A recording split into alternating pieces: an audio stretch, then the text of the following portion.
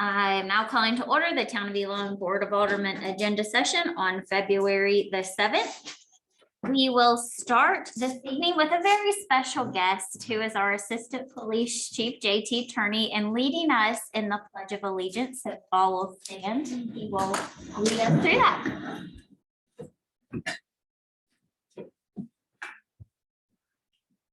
Pledge of allegiance to the flag of the United States of America and to the republic for which it stands, one nation, under God, indivisible, with liberty and justice for all. Thank you.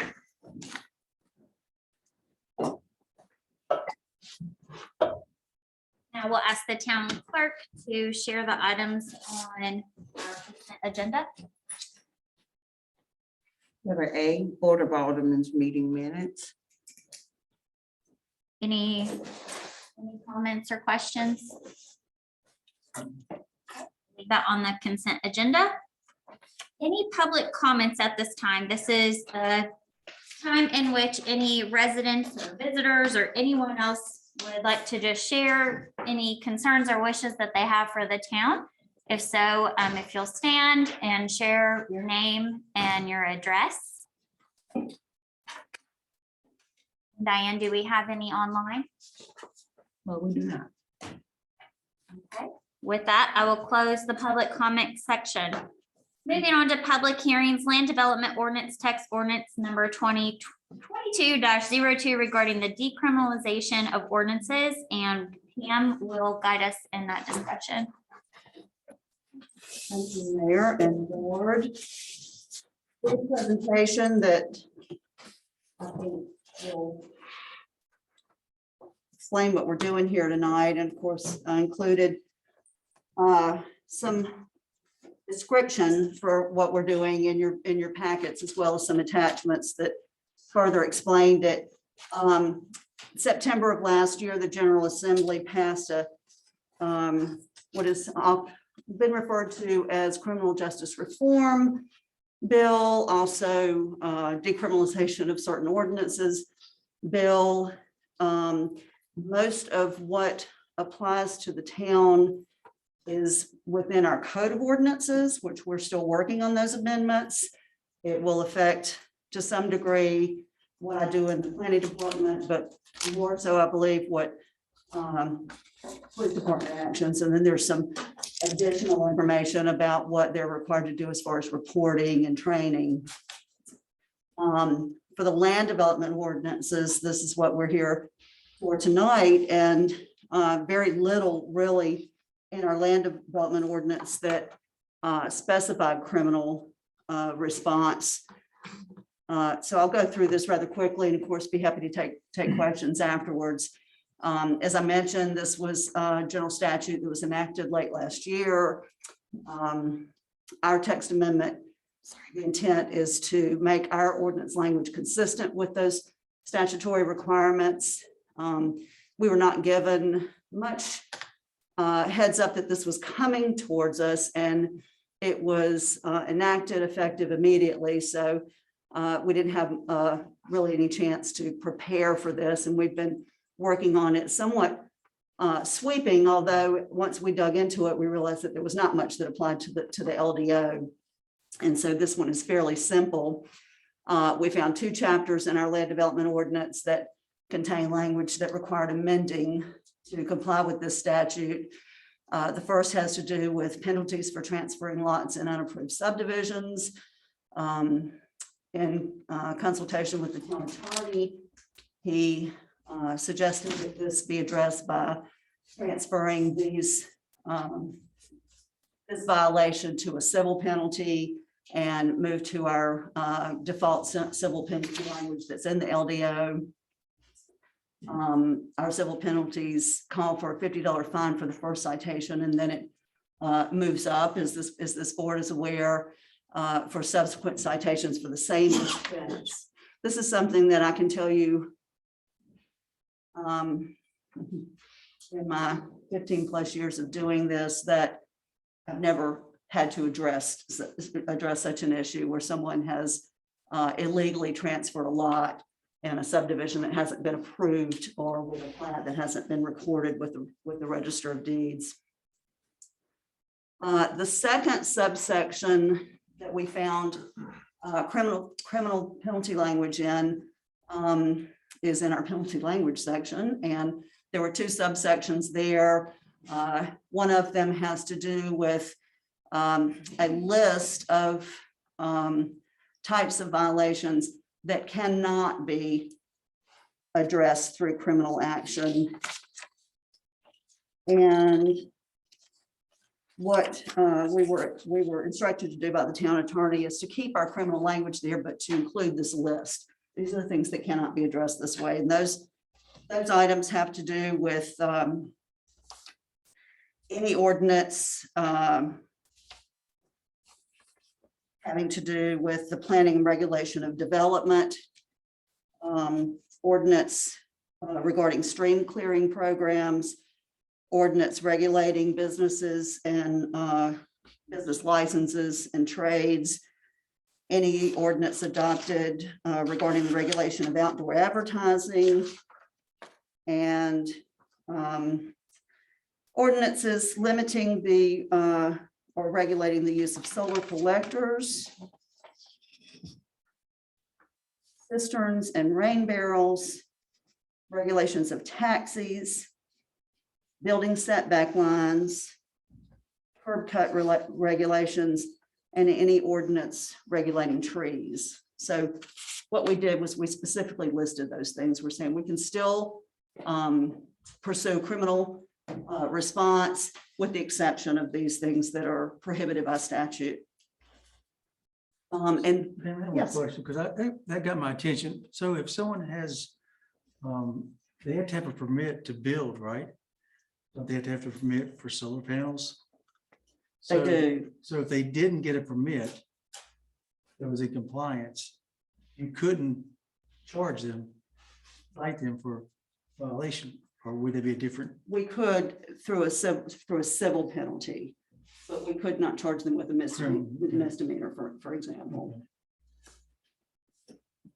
And then the next subsection that we found has to do with failure to comply with an injunction or order of abatement prescribed by the court. And we just changed that to where it's civil contempt rather than criminal contempt. It basically just said contempt and it wasn't specific. So we made it specific so that there wouldn't be any question about it being pursued as a criminal action. This is just the sort of standard procedural information about amending our ordinances. For the land development ordinance, those are required to go through the planning board first for recommendation, and the planning board did hear this item on January 18th and recommended approval of the draft amendment by unanimous vote. And with any amendment to our ordinance, the central issue is whether the proposal advances the public safety, health, or welfare. And with that being said, for amendments to the land development ordinance, statutes require that the board adopt a statement of consistency with our land development plan. And most of you are familiar with that. Anytime we come to you with either a zoning map amendment, it could be a rezoning request, or with a text amendment such as this one, we add a consistency statement, and those are generally drafted by staff. They're run through the planning board for their any recommended changes they may have. In this case, they did not have any recommended changes, and they recommended it as drafted to be moved to this board for approval.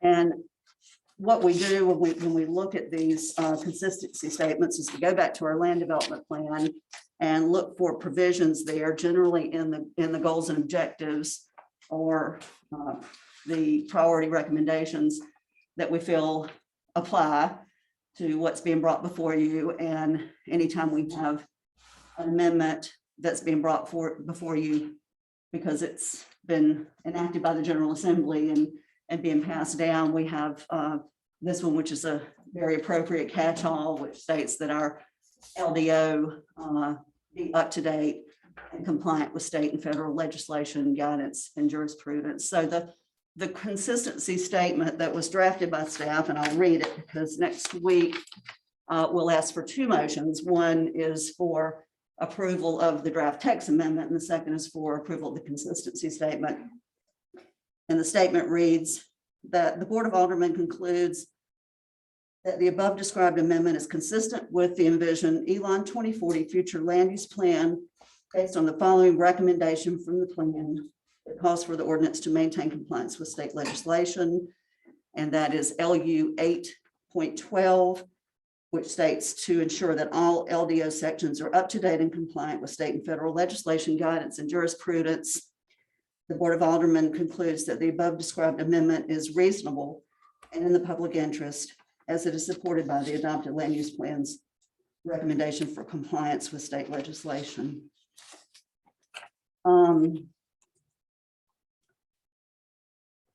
With that being said, I'm happy to take any questions. I think I want to point out that we are still working on the amendments to the Code of Ordinances, which I think will be a bit more comprehensive than what you're seeing tonight. And we hope to bring those to you in March. All of these have been vetted through the town attorney, and he has received a portion. Kelly's department has sent him some work that they've done on their portion of the Code of Ordinances, and I need to send him our portion for review. So we hope we'll have that turned around and we'll bring that to you in March. Thank you, Pam. Under 8333. So we've taken some subset of our land use rules and decriminalized them. All the other land use rules are still criminal offenses? We can include criminal offenses as long as we specify them that they are criminal, except for that list of prohibited Did the violations. board talk about decriminalizing all of our land use violations? No, and we really don't have very much. The only thing that was discussed at the planning board is I did have one member ask me if I have ever, well, he said, have we ever taken criminal action against anyone for violation of the LDO? And in my almost 4 years here, we have not, and I have also not done it in any of my previous positions. We don't have very much in the LDO that would be responded to with a criminal response. So it's all done civilly? Not all. Okay. I wasn't clear what you, so some small number of those standards are still criminal though. Just not sure which one's right off the bat. That's true. That's true. And I don't have a list of which ones are. I can certainly provide that at next week's meeting. Yeah. There aren't very many. I mean, as I stated, 8333 penalties does allow us to pursue violations to the ordinance criminally, with the exception of the list that's prohibited. Okay. Question. The state legislature just really dropped this on you guys without giving any notice whatsoever. And I know with this, we don't really have much that we can do. It's a state law. We've got to go through it with the code of ordinances, though. In the meantime, since it could be something as simple as walking down the street with, you know, a cup in your hand full of beer. Is there anything that we can do in the interim? Well, you guys are having to go through each and every single one of those items, so that obviously our police department has some enforcement abilities while this is going on. Kelly can respond to that, but I will say also that what we've done is, even though we have not cleaned up our language quite yet in the Code of Ordinances, what we're doing in practice is making sure that we're not enforcing criminally those items that cannot be enforced criminally. And as long as we have it specified in the ordinance, what can be enforced criminally, we can move forward with that. Kelly, did you want to add? Yeah, if you don't mind, what we originally did is we took a very deep dive into all of the ordinances that we would enforce.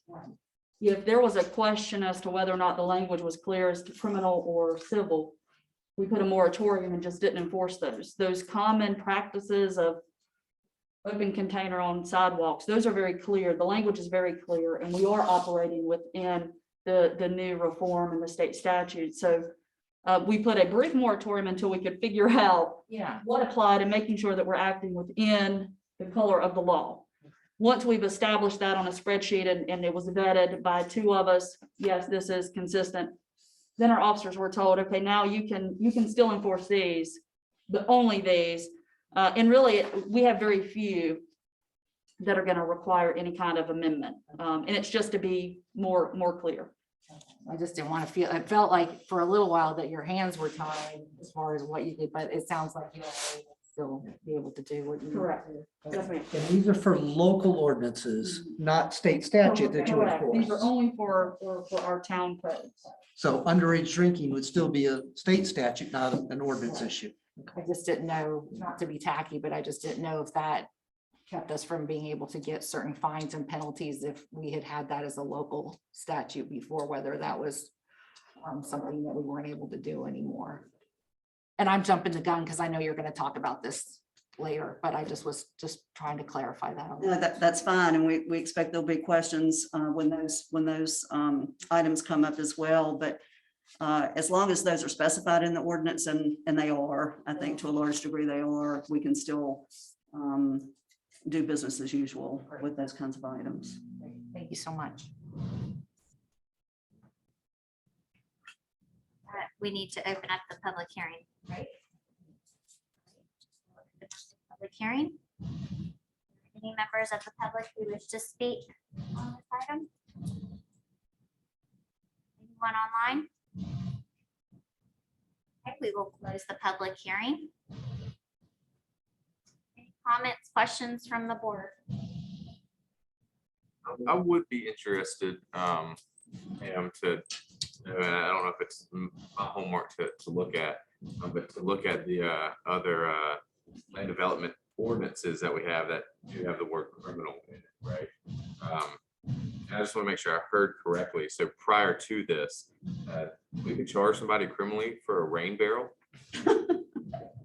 Well, we didn't have it in our ordinance to do that, so we never would have. We don't even regulate rain barrels. You know, they're not addressed at all in the ordinance. So is there a statewide problem with rain barrels being a problem? It seems like a lot of something. But you said sometimes you put in the general term, so that could either go civilly or criminally too. So that's what you were saying in some of that language. So you may have to be more specific. In other words, are you just worried that we sometimes just have to be specific now based on this law? Well, yes, it's true. We would have to be. And in this case, the only incidents we found where we talked about contempt at all in the ordinance was related to when a defendant fails to comply with an injunction from the court. And it just stated contempt. And Joe Kalo, our town attorney, said, well, we're just going to specify that it's civil contempt and not criminal. And Monty, to answer your question, I don't have an answer to the question. That one was a little bit of a surprise, as many of these are. We know that tree preservation ordinances have been under fire by the General Assembly and the Home Builders Association for quite some time. So that one was a little bit less of a surprise. Some of the work in stream clearing and some of the others, I think, have to do with just allowing more property owners' ability to use their land in the way they see fit. And The Corps of Engineers would still have precedence over streams. that's right. Blue line streams or streams that are identified. And certainly where we have floodplains and those types of environments. Not necessarily criminal, but there would be some regulatory language that we would maintain and the state maintains. This is just a question, I guess, on just ordinances in general, with our civil ordinances. Let's say somebody is breaking one of our LDOs. We go civil, right? And so we hit them with $50, then $100, then $500. They don't have to pay, right? Like, we're not coming after them to that degree. Is there something that we should set in motion to elect that? That is a very good question, and we've been in some discussion with our code enforcement folks about that, because we tend to get compliance when we respond to those types of violations, and we tend to not have to go out a second time except to verify that they cleaned up. However, we have some properties that are repeat offenders, and there is a provision that's basically a repeat offender provision in our violation sections that allows us to increase the fines beyond that, what we have, the 50, the 250, and the 500, or the 100, 250, and 500. We can increase that, and we can also go straight to abatement, which means that we are expending funds to do the cleanup ourselves, and we're charging the property owner with that. That we can go straight to that without sending any notice of violation. So it's still more of a hit to the pocket than it is anything else. We don't have a great structure for collecting unpaid fines for this, and we have a few that have been sitting too long. So we're looking at ways that we can do that, and that can include placing a lien on the property. I was wondering. We can, and it's something that we're hesitant to do. It seems like an egregious step, but when you have repeat offenders that are creating the same issues over and over again over multiple years in some cases, and then not paying the fines, we got that at all. It'll get attention. Yeah, the word spreads too, so. That's a good point. So somebody builds a house and it's too close to the property line. It's not a criminal offense, civil offense. Every day is a separate offense, I assume. Is that how Yes, it can be taken that way. So at some point, or they've poured the foundation anyway, and they refuse to address it, take them to court. We could take them, we could take them to civil court. We can also, what typically happens then is that you have a stop work order on the continued construction, and that is another way of getting attention. We tend to, the process allows us to be ahead of that a bit, because the inspections because we look at the lots before they're built on. We can see where they've marked their corners. We can verify that what they're proposing to do on the ground matches the plan that we've approved. And we literally go out and do that. The building permit process also includes what those setbacks are, and the building inspectors with Alamance County verify that too as they're going out to do inspections. The point being that we tend to catch those before they start going vertical on a house, that they if they're in violation, we can put a stop to that, and we can have that corrected before they go too far and too much money is expended. So what happens if they drop a garage? You see mobile people buy and rent garages, and they put it too close to your property line. What does the town have? They didn't have a permit, probably. Do you mean Like a storage, like a big 25-10 storage shed. They drop it on the back of the property, and it bridges on the encroachment of the. right? We can require that it be moved, and that's where those penalty, the civil penalties, the fines can come into play. But it's not criminal, it's just civil. That's correct, but they can be applied for each day that the violation continues. We've never had to take those kind of actions here. We do tend to be ahead of it. We work very closely with the Alamance County Building Inspections Department, who help us stay ahead of it. But yes, there are responses that we can take when a situation like that occurs without charging someone with a misdemeanor, for example. And the ultimate enforcement is to take them to court if they just ignore us, take them to civil court. The ultimate enforcement. Well, I would have to say that that probably is the ultimate enforcement. We can certainly also, they now have violated their building permit because most of those sheds in this case, depending on their size, require a building permit. So we can certainly, that becomes an illegal use of the property, and the fines, it would be fines. And if we're not paid the fines, then yes, we could seek relief through a judgment in court to get those fines paid.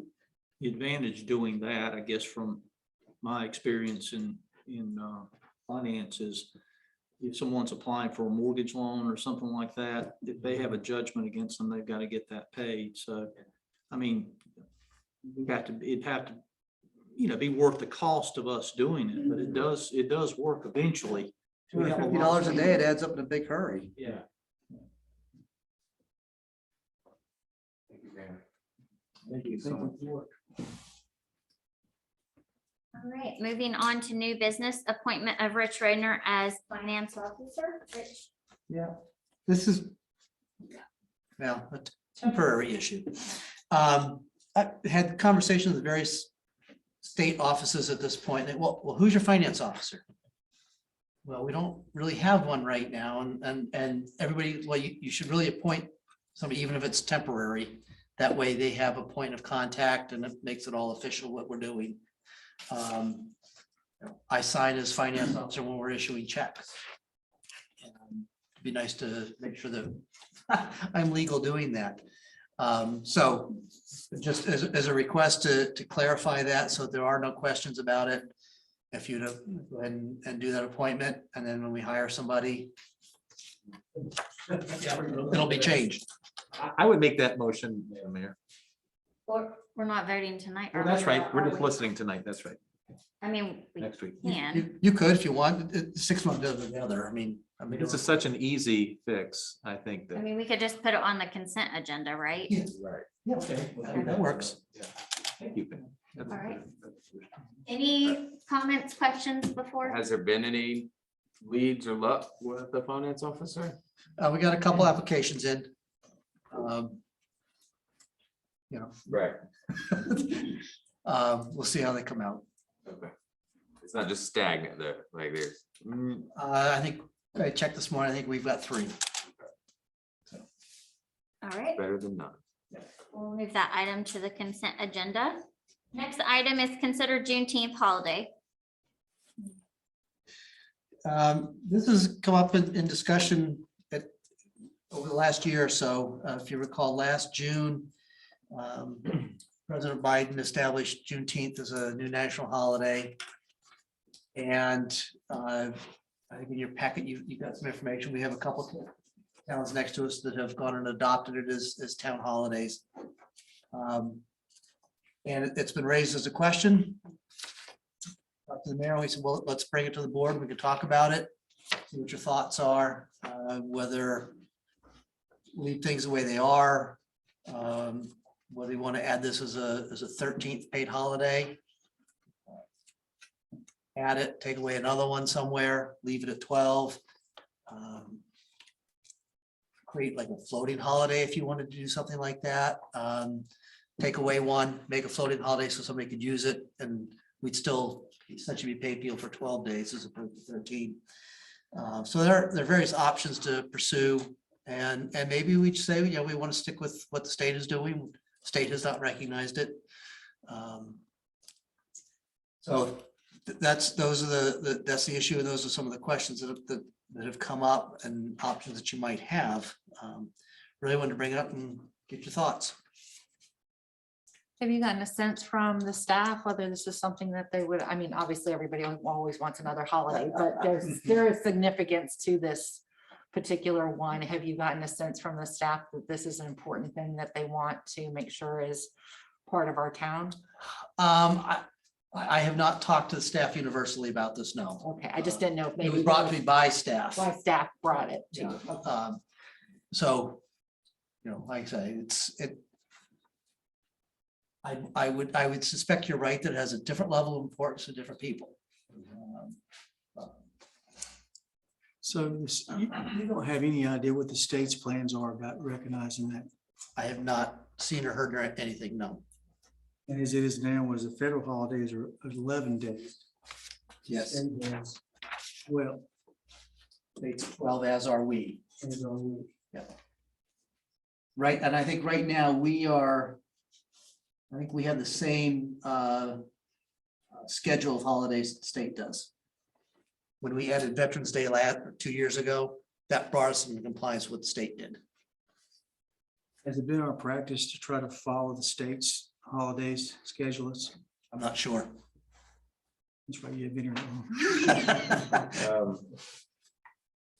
How does, let's just take New Year's, right? I recognize New Year's as being a national holiday, right? Yeah. New Year's Day. Is it common practice to have New Year's Eve off? Or if New Year's Eve is Friday and New Year's Day is Saturday, will the state take off Friday?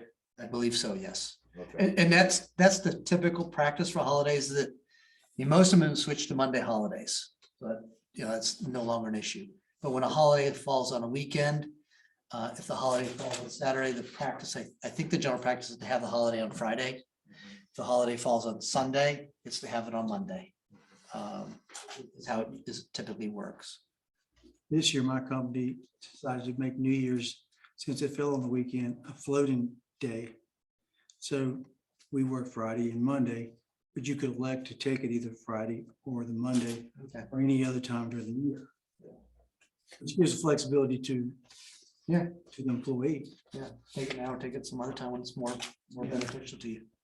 Because I'm new, I'm just gonna ask this question. I may or may not know the answer, but obviously you have essential services that people have to work no matter what, even on a holiday. Do they then receive a floating holiday credit? So like our police officers, many of them would get, if they're on duty on those holidays, they get like a floating holiday or something? Or are they on a different schedule with holidays? They get paid, if they're working on holiday, they get paid for the day. So they get paid their straight time, but they get credited with 8 hours of holiday time Oh, I see. that they can then take whenever they choose. Okay. All the things being equal within the department and Kind of had a couple feeling. of supervisors. Right. I kind of had a feeling that's what was happening, but I just thought I'd ask just to see. I'm in support of recognizing Juneteenth. I think we could, when we look at everybody else, we don't have to be like everybody else. But with the Christmas, everybody has 3 holidays for Christmas. Federal has 11 days, and is it just the days? So like if Christmas falls on Saturday, My guess is they have Friday. which would be Christmas Eve. It's the Christmas holiday, but yes. Right. So my suggestion, I would pitch to have, when I look at these days, right? Excluding New Year, I can see some type of importance, me personally. And I could suggest New Year's Day to be a floating holiday, depending on when it falls. But I'm also okay with having 13 paid holidays with Juneteenth being one of them. It's a federal holiday that has been put in, and I can get behind that practice. I don't know if this is, again, I'm still new enough that if we're just asking questions or if we're to ask support, but I mean, I'm very supportive too. I feel like there's an importance to this holiday that is long overdue. And so I'd like to see it included. I think it says something about our town, that this is important to us and that this is something that we value in our history that's happened to a large group of people. And I think if this makes our employees feel valued, then that's an important thing to do. And I think if it could help, even not to sound in a certain way, but just if it can open up the doors for more diverse employees to come to Elon because they feel more comfortable having a holiday like this where we recognize what's happened. I think that's a good thing. I think that's a good thing. Rich, what would it cost an extra day vacation for the entire town staff?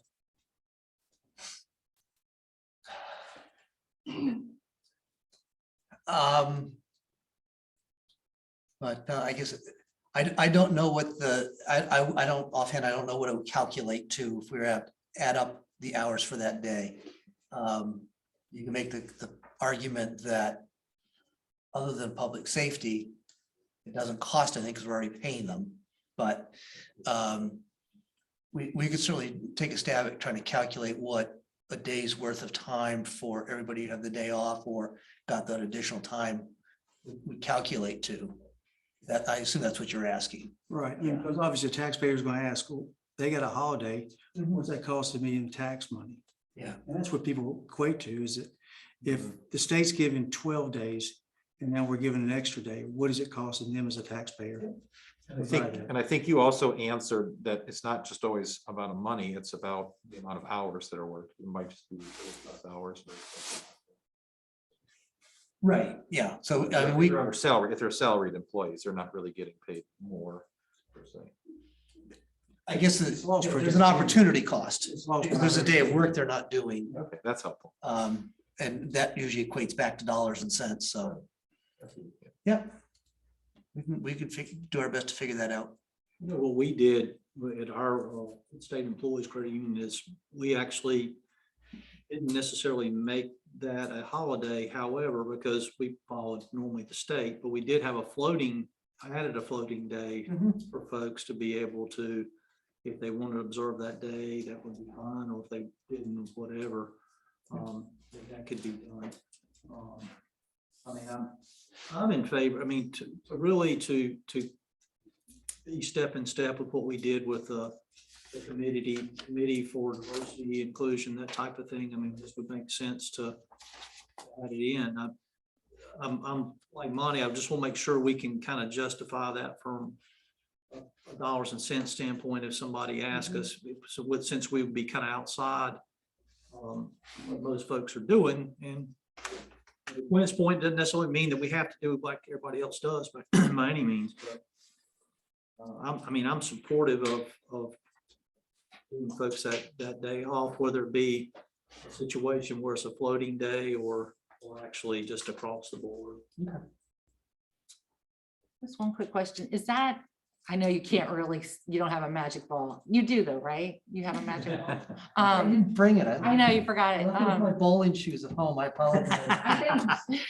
I think June is probably always busy for our police department, is always busy for our fire department, but is a town, do we have a lot of projects going on in June? Or is that sort of a slow time? Or no, Pam's saying again- absolutely not. Okay. Again, I've only been here 2 years and 2 unusual years. Years, true. My intuition tells me that after the budget is done, that first week or two in June, I know I certainly take a deep breath and a cleansing breath. Students have departed, so my intuition tells me there should be that kind of a lull. I don't know that we've actually seen it the last 2 years, but I don't know how much of that is just the frenetic pace that COVID has given us over the last 24 months or so. That's just how life is in Elon, that June, everybody who disappears for the other 8 months of the year shows up when the students are gone. I don't know. Well, there's one other way to look at it, which we haven't yet, and that is, will this office be closed on that day? And that makes a statement as well, as opposed to just having a day off.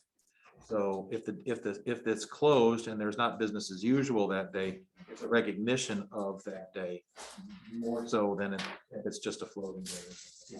If it's a town holiday, town hall, parks, public works would all be closed.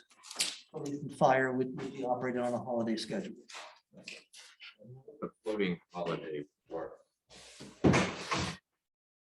I mean, if you credited somebody with that 8 hours, then they would take that at a time that meant something to them, presumably, whether it's a religious holiday from their faith tradition, whether it's recognizing something else And there's no justification for it. They can just take whatever they want. So if this, Juneteenth, right, the suggestion was, or a suggestion could be, make it a floating holiday. Meaning that town hall would still be open, but somebody could take off if they wanted to recognize Juneteenth, or it would just be, here's a extra floating holiday, you can use whatever you want.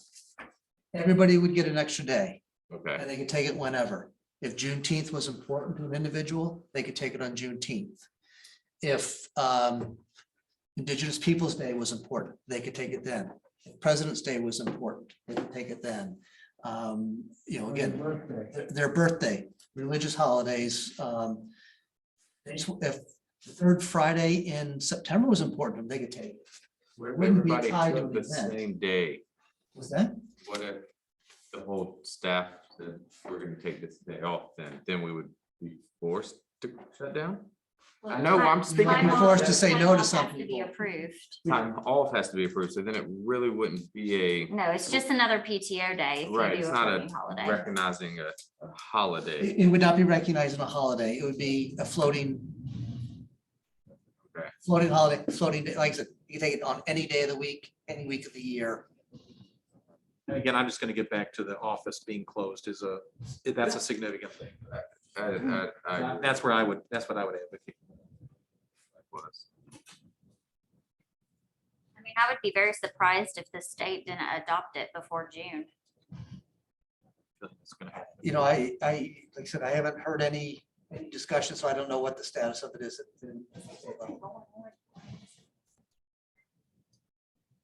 Boy Scouts. Maybe they're just observers. Maybe their meeting doesn't start till 6.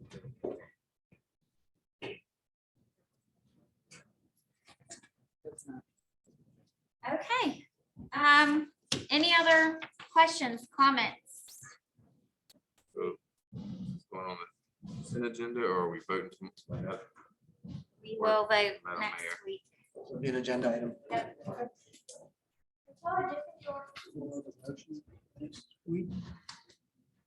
Yep, we'll make a If motion. someone wishes. I'll have the extra information that you've asked for, so that'll be in your packet, so you can take a look at it.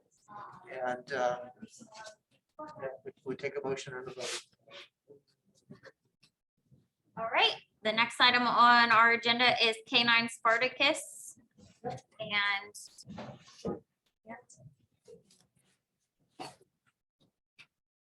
have our police chief update us on this item.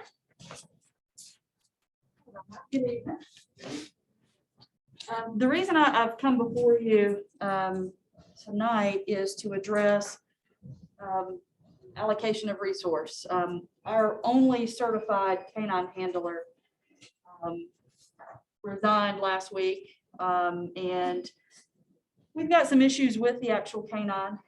He's 5 years old. He's suffered some with the vet calls kennel teeth, so he's got some I guess hereditary genetic kind of disposition, along with separation anxiety that causes him to chew on things that are bad for his canines. We've spent some money in the last couple of years capping those. They actually had to be removed. His bottom teeth are chipped, and he is actually no longer allowed to train or be certified as an apprehension canine. We don't have another certified canine handler. Spartacus has developed a rather tight bond with Dietrich Graves, as you can imagine, 12-hour shifts at home with her family. And he has developed some traits that may be very difficult for a brand new, what we call green handlers to overcome without the appearance of or misinterpretation of aggression. We have some options and we just kind of want to present those to you all. It is not uncommon for canines not to be able to bond again with another handler. And oftentimes it does result in behavioral issues. So I'm coming before you today to kind of figure out what we can do with the canine.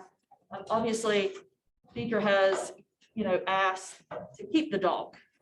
And I personally would like to retire him for a under fair market value price to her. So our options, of course, are to retire him and sell him to her, or try to sell him to another agency. But he's been an officer, he's been dedicated to the police department. And just based on his health condition, his teeth issues, because again, if he breaks those bottom canines, it's permanent nerve damage. And then the possibility that he's not going to bond and he's not going to train properly.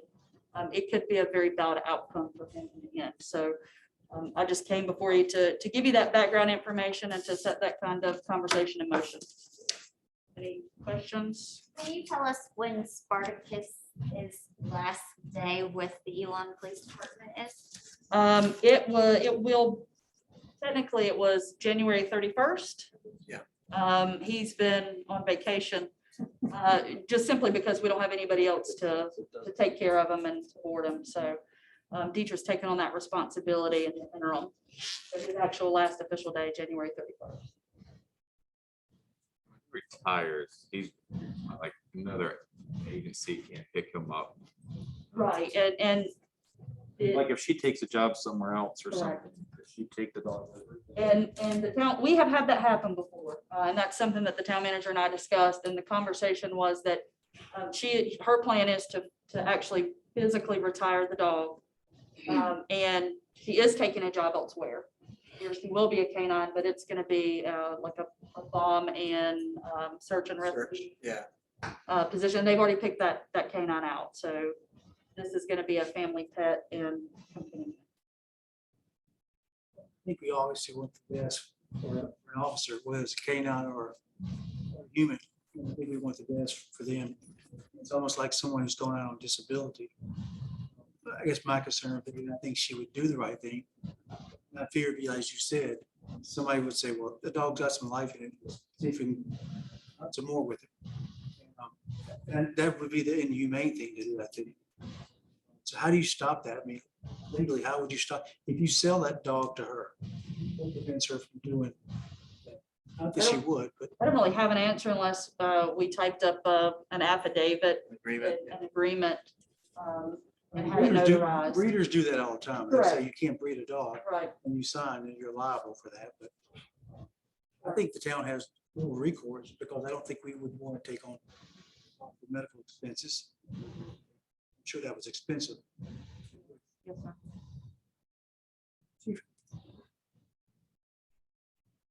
Police dogs are not like our family dogs. I mean, their police life is somewhat limited.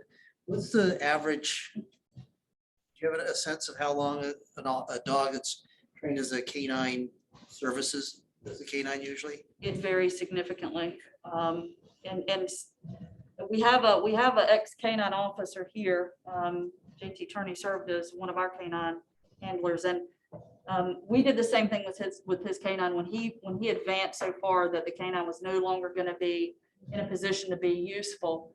We had kind of the same issue that George just had. He was connected with JT, and oftentimes he wasn't our PR dog. You didn't take him to events where kids want to pet him because he was protective and could become aggressive. We retired him, in 6 months after retirement, he developed, he had a congenital eye disease, correct? And he went blind within 6 months. So it depends. If we were to keep this dog, I would want to retire him anyway because of the dental issues. You know, and I only present that if this were a canine where we had him for 2 years, it was a mild connection.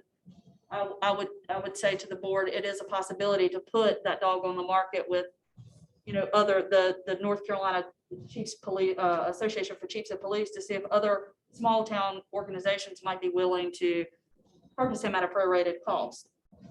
If there were a lot of life in it. But so we come back to the same issue. You either sell it to the handler who already has this bond and connection, or and the risk is that it could be used at another agency, or you sell it outright to another agency knowing it's going to be used in that fashion. You know, concerns you just mentioned about introducing a dog with another dog. It'd be territorial, and I guess she obviously is aware of that. She's handled dogs. Handling 2 dogs, is that going to put Spartacus at any risk now he's gonna be the, along with the I alpha think she dog. said something about bomb dogs. I think though they're treated differently. Yeah. They don't go like in the back of the car with them and. You know, I don't know. I've That's a never good had question, though. one. Somebody has to care for the dog at home. They don't leave it in Yeah. the kennel. And the only thing I can say is that, you know, we've had other dog handlers that had multiple dogs at home. And I can't address or speak to how that dog will be, if it will be at the police department, if it will be at home. Generally, I would think that would be the consensus, but I don't know how they plan to handle that. In a sniff dog, a bomb dog, search dog, these aren't trained for apprehension. So you're not doing a lot of the bite work and things like that. And I mean, I can't speak to the safety of the dog at her home. Well, the only thing I was gonna say, I was gonna say you had me at the evening. I was gonna say that, you know, that, because I read everything and I thought, you know, that makes a lot of good sense. And as you've talked, I actually think it makes even better sense now, only in the sense that the reusing of the dog, it really doesn't sound as practical as it could be. Right. Based upon exactly what you've shared. So, and what better place for Spartacus to be than with a person that they've been very close to. So I think personally, I think that should be the right way to do that. What do we do when a police officer retires? Do we get to go home with. I was wondering where this was going. I guess The it- joke was just there and I just had to say it, so it's- Yeah, do we have a ceremony? Generally, we, you know, it depends. The county Cake, does that. yeah, we cake plaque. You know, who did we have retire recently? Did we? I can't remember. Can't remember yesterday. But yes, we usually have some sort of ceremony with a plaque. And you know, some finger foods and things like that, just to celebrate their. A good term when you're talking about a canine though. I know, yeah. Kibbles, yeah. Kibbles. Kibbles, that's right. I mean, I feel like we should treat Spartacus the same as we would another officer. So if we could have something, if we vote next week Something small, yeah. So. to retire him, then we should do that. I think personally, just right and wrong, to me, this is the right thing to do to, you know, I'm a dog lover. And that's what I would hope would be the answer. I personally feel like, yeah, we can't control necessarily what Officer Graves does, but I feel like she'll probably do the right thing. Yeah, I will say that I have seen her with Spartacus, and I feel that she has his best interest in mind. And that's why she wants to keep them. So I have no doubt. So is there a need to replace him? No, not at this time. We've done our research and we have support from adjacent community police departments, and they have an abundance of dogs. I feel like in the next few years, we need to take that time to reallocate those resources and utilize the partnerships that we have. And we can revisit that as we grow and we can determine if there's a need. Madam Mayor, can we go ahead and put it on the consent agenda for tonight so that we don't have to wait another week and they can go and kind of move forward if that's something, because I assume she's taking care of him right Yes, now. yes, ma'am. Yeah. So instead of waiting another week, could we put that on? Anyone opposed to Since we that? all Well, sound, that would be voting tonight, right? Oh, you want to vote tonight? I just thought we had a couple of items on the consent agenda and it So we seemed just like move everybody. it to the consent agenda and then we vote all of those in Yeah. next week together. Oh, okay. All Yeah. right, so that's all next week. And are you suggesting to vote on it tonight though? I didn't want to rush things. It just seemed like everybody was in You know, agreement. he's on paid time off right now anyway, Okay. at his normal standard rate. One question I had, Madam Mayor, was, that's an asset of the town. Mhm. Are we required to put that up for a bid? I mean, we're selling it to an individual. Are we required? I think ultimately you determine the value of the asset. And as you've heard tonight, you know, we have a five-year-old dog. Yes, sir. While we were talking, I was looking, and this one site says that they're usually about 8 by the time they're retiring. Some says maybe a little bit longer. But we have a canine that is more than halfway done with its service I line. understand it, but. What I'm saying is you establish the value, you establish the market value. Yeah. You've heard, by age on the downhill, if it were health-wise implications. So I think you're perfectly within your realm, My point was, it's an asset of the town. Legally or we required. Legally, I think he's I mean, asking I statute. think we all agree. you're not legally forced to put it out to bid, no. Okay, You're legally responsible to get fair market value for it. Okay. It's gonna And, be $1, like Well- Steve said.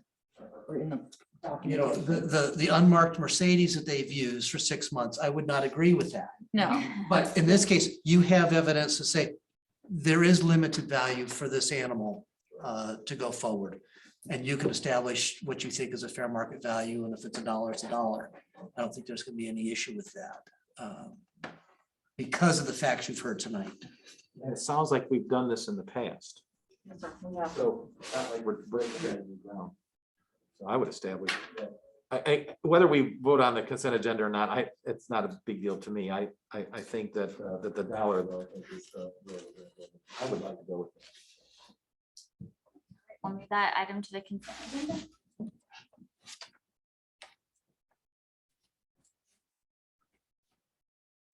All right, moving on to reports, town manager. All right. I think I mentioned a couple months back, we had been contacted by Duke Energy about converting to LEDs. And we've had them in, they've looked things over, they've given us pricing. And I'm happy to report that with the discount that they are providing, which is, I didn't look at all of them. Town hall police was over 60% reduction in their actual cost. Each department is able to do this conversion in existing budgets. So I found this afternoon, they'll probably start with town hall and police later this week, as a matter of fact, because they had a cancellation on the project. So we should be, over the next several weeks, converting all of our indoor lighting to LEDs. The cost for this building, as an example, the total project cost is about $8,600. With the discount, cost us is about $3,500. And based on the estimates of what how much lighting is used in different places in the building, room by room, we could expect to see a payback in about 24 months, recoup that investment. And obviously after that, it's savings to us. Had talked to the chief yesterday morning. We had I don't know if anybody is aware, we had a serious accident over on Orange and Eastgate. Single car accident, left the road, and the driver and the passenger are both in pretty significantly bad positions right now, health-wise. We don't have any update or any specific prognosis, but they're in both very tough shape. Last meeting, we had a conversation about COVID vaccination status, and I want to report back that we did do an anonymous survey of employees. And we are right at about 50.7% were vaccinated or boosted. About 26% said they were not vaccinated, and another 23% said they didn't want to tell us. So, 50-50, 50-26, however you want to look at it. Somebody asked earlier about finance director. We're obviously advertising for finance director and downtown development director right now. Both of those applications periods close on the 18th. And as far as fire chief, I'm doing background, reference checks and things like that. So hope to be making an offer later this week. We back in the early fall, I guess, the board had agreed to submit a bid on purchasing a piece of property on West Haggard. Concept being for a future police station. That was scheduled to close in December, and for various reasons, most notably the death of 2 members of the family, at different times. That closing has been delayed. Documentation was signed today. So hopefully we'll get that finalized this week, and then that item will be taken care of for the future. And lastly, we had an interesting week last week. We found out a developer in Gibsonville was utilizing access to their parcel via Elon over on Aspen. And we spent, like I said, part of 3 days dealing with that issue. They started removing equipment on Friday. We took the position that you haven't gotten your permit from us to utilize our street. We're gonna put a barrier up. And they like I said, Friday, they started removing equipment.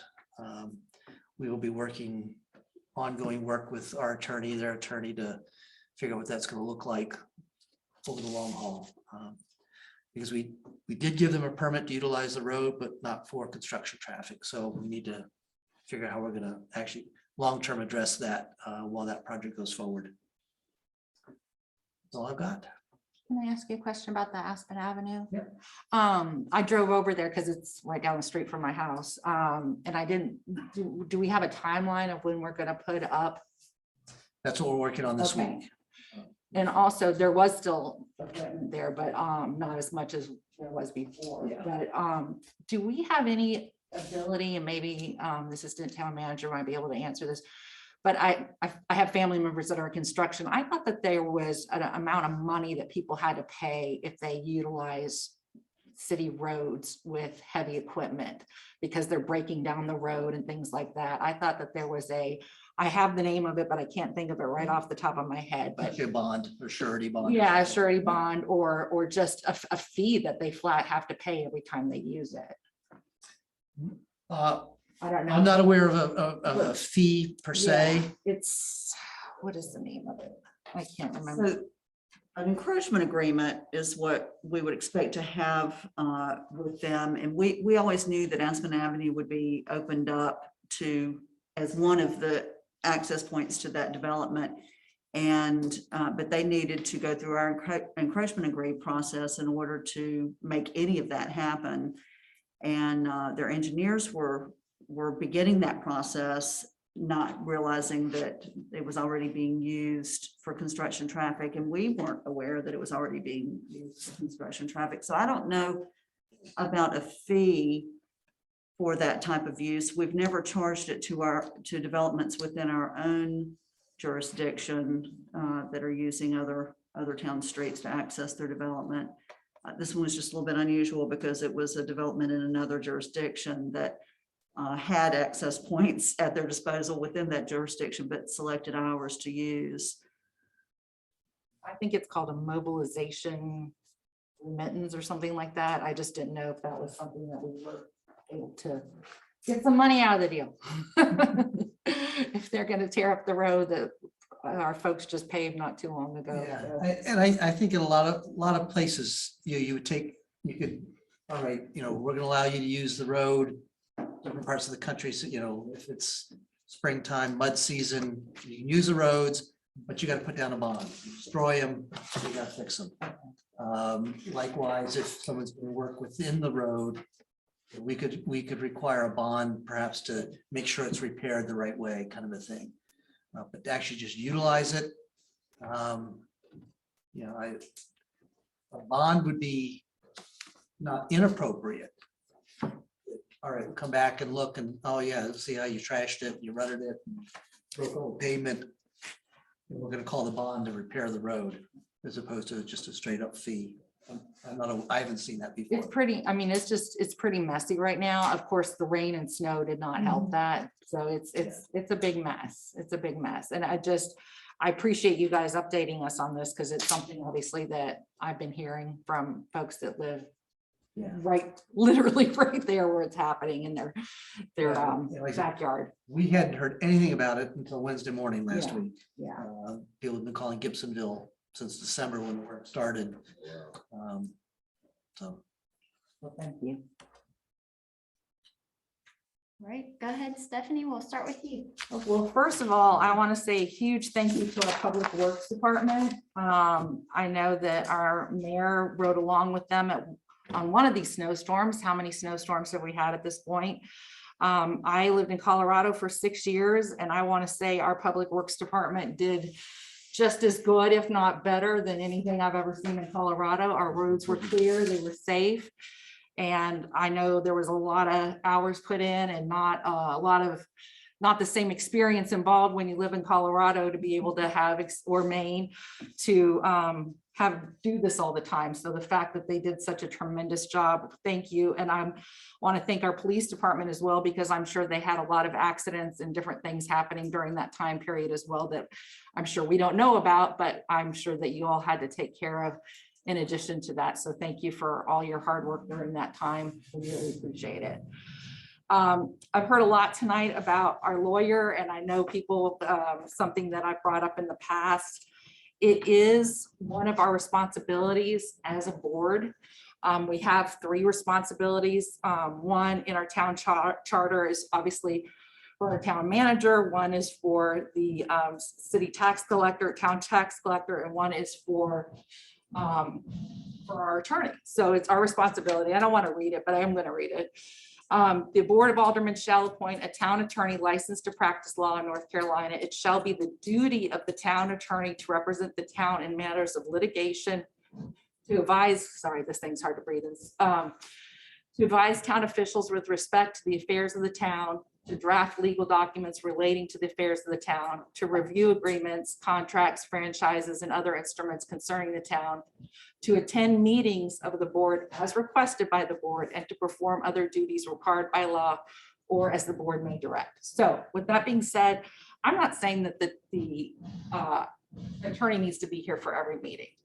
I don't think we have enough things, but the fact that that's one of our main things that we're in charge of. And I didn't know until this week what his name was, who he is. I think it would be great if we could set aside maybe a half an hour or an hour during our retreat to have Mr. Callow, am I pronouncing his word? Callow, for him to just tell us. I know that obviously our folks here are utilizing his expertise, but it would be nice as a board that if we have questions come up, you know, after we look at an agenda, which was another item that I brought up, maybe trying to get our agendas earlier, just so that if we did have items that we wanted to ask him, we might be able to do that. And so I don't know if it's something where we need to look at, you know, I would love to see what his contract is so that I would have a realistic expectation of what we're paying him, so that if I'm saying, hey, let's have him, I'm knowing that we're paying a certain amount of money, you know,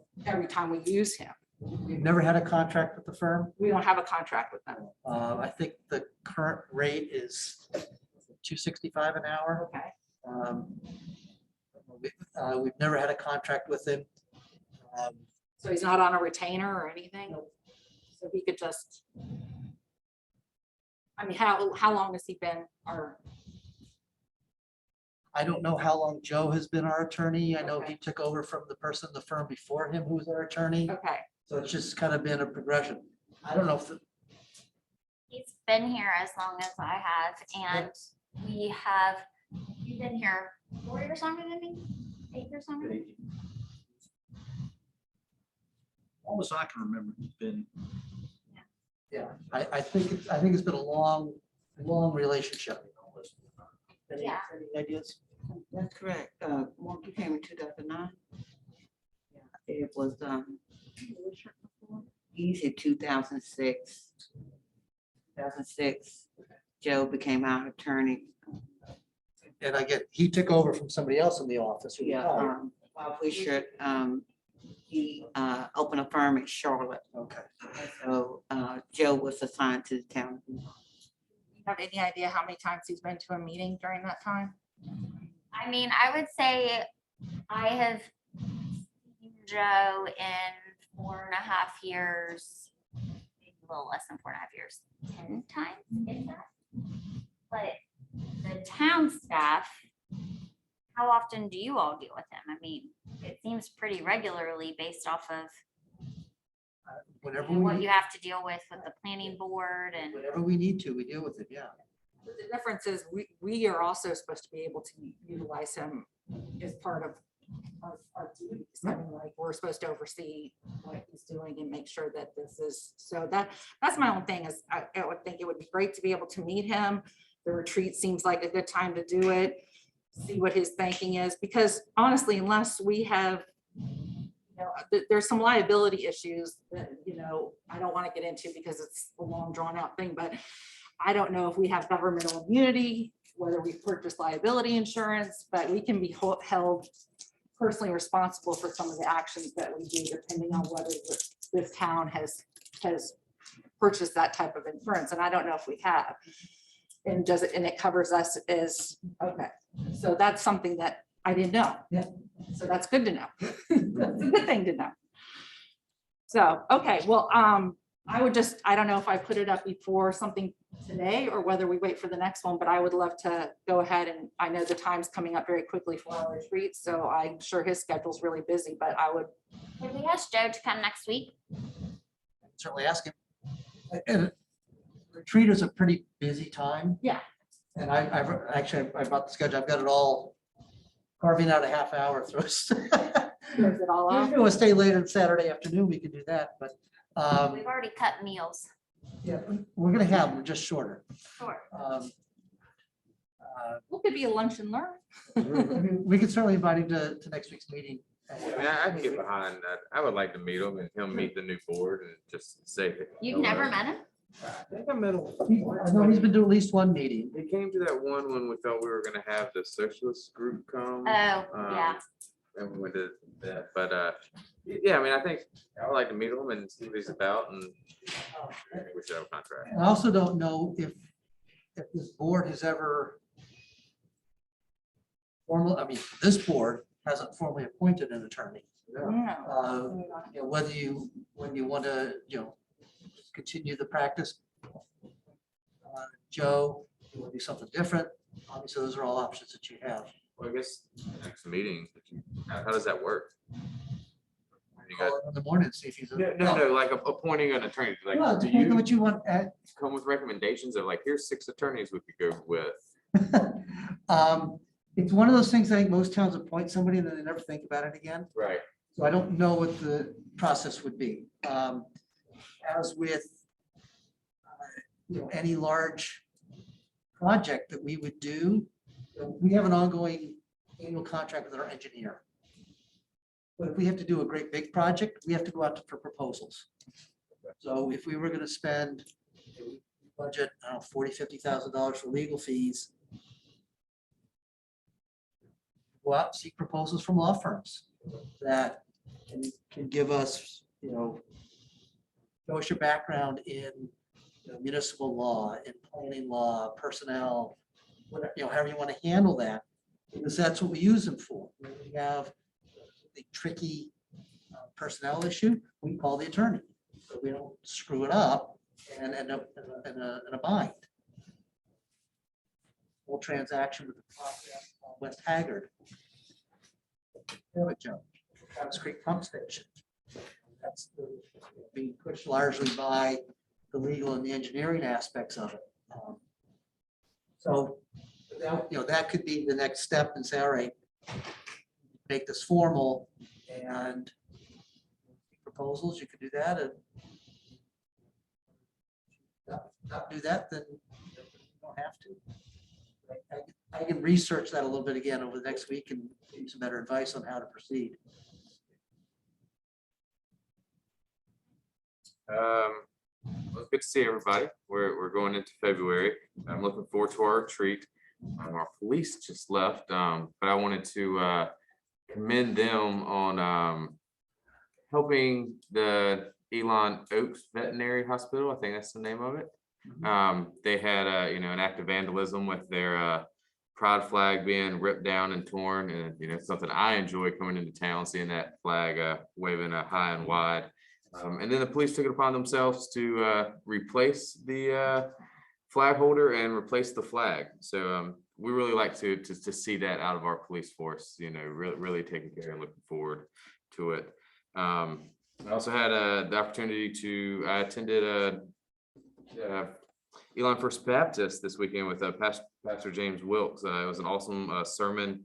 But in it, he also said, talking about COVID, there is a vaccination clinic that they're putting on March 2nd.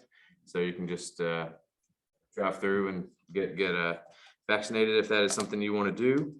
And also it is Black History Month. So, I challenge all of us to look into Black history, listen to stories, learn a new story, and understand even more so the empathy that it takes to walk in shoes that aren't ours. And other than that, I'll see y'all at the next meeting and then the retreat. All right, Randy? Since the last time we met, I attended the government school and found that to be very helpful. In fact, I saw Monty on there, and we were on Zoom though, and it was very effective, and I really did get a lot out of that, and I just wanted to be able to share that. The snow and other activities, I was planning on going to the planning meeting, but couldn't go after all in January. So I'm planning on coming tomorrow night. Whoever's going, I'm still wanted to be here just to see what goes on. And just getting involved and continuing that process of really kind of getting fully engaged is really important. So that to me is, I think, the best thing right now for these first few months. And that's why I'm looking forward to the retreat as well. Just one question. Is the planning board meeting tomorrow in person or on Zoom? Both. Both or either. Awesome. Monty? Yeah, I would like to follow up with what Stephanie shared. I think our staff did a tremendous job clearing the streets. And I also want to commend the town for the continuation of our sidewalk expansion program at Benjamin Park. I noticed the additional, even though it's only 60 feet, it was 60 feet more of sidewalk that we have as a town. And so I thought that was a good idea. And I think it's an asset to our park. Being last to get all the thunder stolen. No, I agree with what Stephanie and Monty said as far as the public works and police department have done an awesome job. I mean, I immediately saw that when they came through. It's just really did a good job. And as I drove through city of Burlington, there weren't, some areas weren't quite as good. Not disparaging them, but just comparison speaking there. So great job there. And want to credit Mayor Sharp with having the Pledge of Allegiance. I think that's a really good idea. I really like that, and having particularly the different groups come in. I know we had Assistant Chief tonight, but the kids coming in and making that special for them. So I really appreciate you starting that. I think it's a great idea. Absolutely. Well, the roads were so good because Burlington's mayor didn't go in the snow. Elon's did. That was the difference there. I so enjoyed my time. It was long. I thought to myself, I actually asked TJ, who I rode with, oh my gosh, this takes so much longer than I ever thought. I mean, just to clear a single street and do it right, I mean, it was incredible. So the fact that they were able to do as great of a job as they did with our limited staff and our limited equipment, I mean, that just speaks volumes. The only complaint that I had, and I put this in email too, is that I tried to talk him into snowing in, like, shoveling the snow around our assistant police chief's car that was parked out in the road. And he wouldn't. So I did warn Lyle about that maybe next time I'm gonna snow him in. But it was a really great experience, and I'm sure that Public Works would love to host any of you if you have the desire to do it. I've already said that I want to do the snow machine, the snow blower next, and I'm gonna get in a manhole. So that's my goal. I was told no on the manhole, but we'll see. I'm trying to think ahead. Our retreat agenda is coming together. It is very full. As we said, we're cutting back on all the times as much as we can and looking at tweaks so that we can fit in more. Thank you to the staff for working on that and, just continuing to do what you do. I feel like I'm forgetting something. But It must not be that important. The gavel? No, I don't use the gavel. So I'm loud enough. So if there's nothing else, do I have a motion to adjourn? I'll make a motion. Mark, any second? Second. Any second? All in favor, say aye. Aye. Meeting adjourned.